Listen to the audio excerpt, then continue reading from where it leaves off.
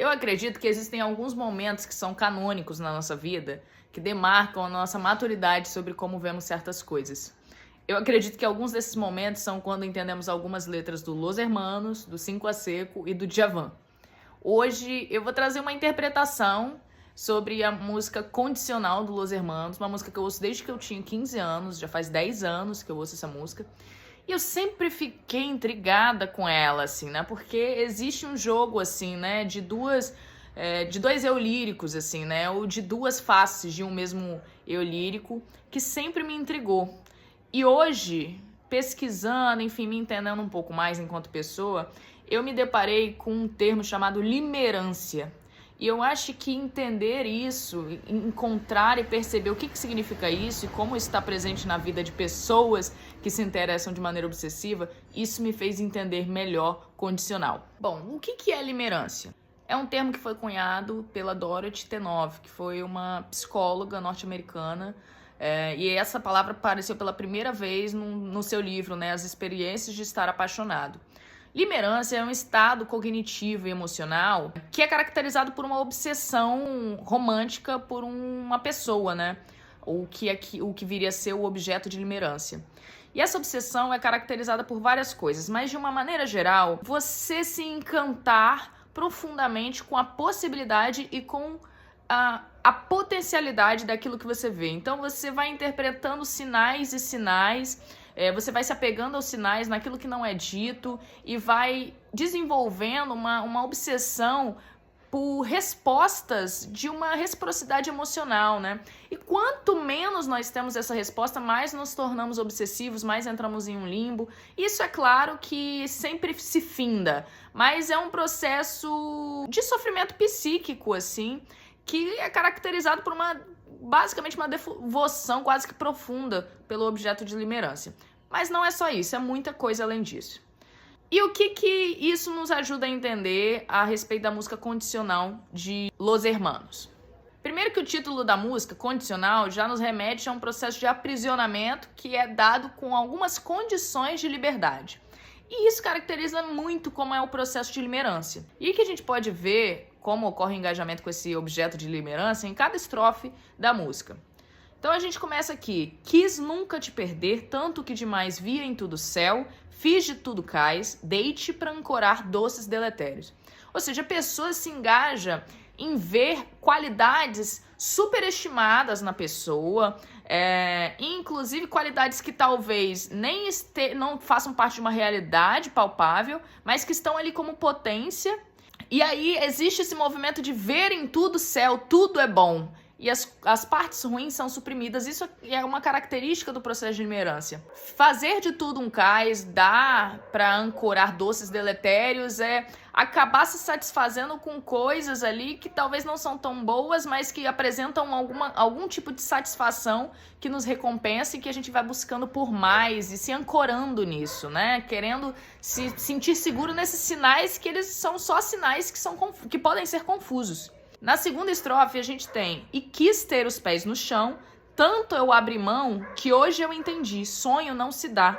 É botão de flor, o sabor de fel é de cortar. Eu acredito que aqui existe, já fala de uma fase da limerância que é caracterizada pelo processo de recuperação e de ver a pessoa tal como ela é. E isso é uma fase que vai dando início ao processo de desilusão, desencantamento. A pessoa passou por processos de abrir mão de tantas coisas que poderiam ser importantes para ela, de tantas coisas que ela poderia fazer, de tantas outras coisas que ela poderia se dedicar e que ela escolheu se dedicar para ler os sinais de outras pessoas, que ela foi percebendo que, cara, ela estava voando demais e ela precisava ter os pés no chão. Isso é ver a realidade como ela é e ver a pessoa como realmente é.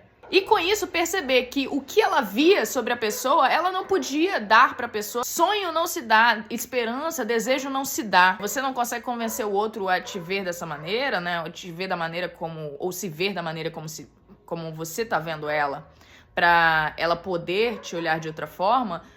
Acaba sendo doloroso, né? É um sabor de fel que corta, que dilacera. E no caso, dilacera essa ilusão. Na outra estrofe, que é o refrão, nós temos: eu sei, é um doce te amar, o amargo é querer-te pra mim. Do que eu preciso é lembrar, me ver antes de te ter e de ser teu. Muito bem. Aqui eu acredito que é muito claro, né?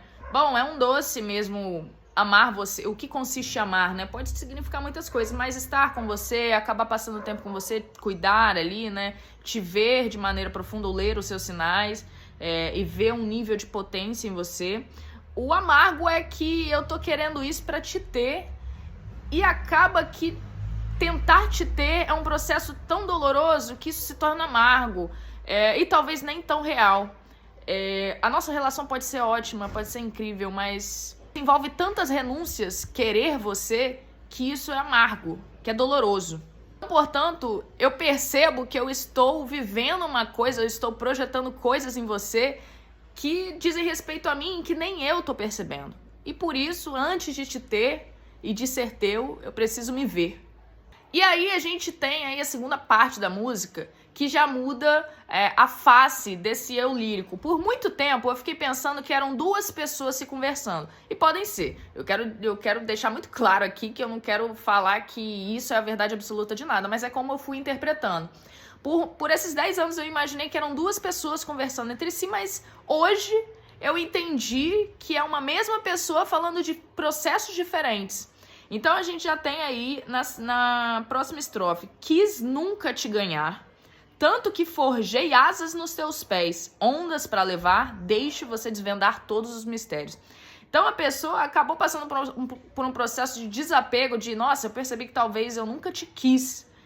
E aí a pessoa vai forjando asas nos pés, permitindo que você viva suas coisas, que você está livre, que você está vivendo a sua vida para além de mim, que talvez as coisas não precisam significar tudo, assim, né? Não precisam significar que você me queira e talvez eu nem precise te querer, você vai viver a sua vida. Ondas vão levando, deixo você desvendar todos os mistérios, ou seja, se você quer me conhecer, se você quer ouvir o que eu tenho pra falar, se você quer ver as coisas como eu tô vivendo, deixo você desvendar, beleza, vai, faça o que você quiser.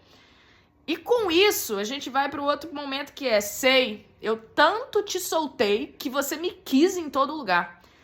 Lia em cada olhar quanta intenção, eu vivia preso.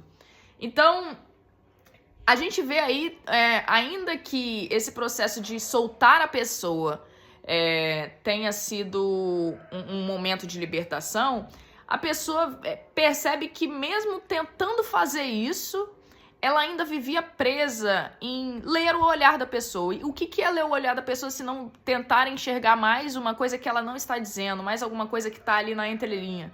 Um processo exaustivo.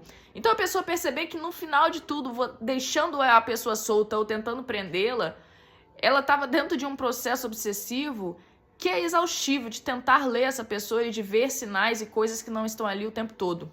Então viver preso é se ver nesse labirinto e não conseguir sair. Então a gente tem as duas últimas estrofes. O que eu queria, o que eu fazia, o que mais? E alguma coisa a gente tem que amar. Mas o que, eu nem sei mais. Os dias que eu me vejo só são dias que eu me encontro mais. E mesmo assim eu sei tão bem, existe alguém para me libertar. Acredito que a pessoa vai refletindo justamente que, cara, no final das contas não era sobre o que eu faço, o que você faz, o que eu precisava fazer ou não deixar de fazer, mas de que eu mesmo estava dentro de um processo que nem eu conseguiria dar conta de controlar. E que talvez eu precisasse passar por um processo sozinho para poder entender o que isso significa.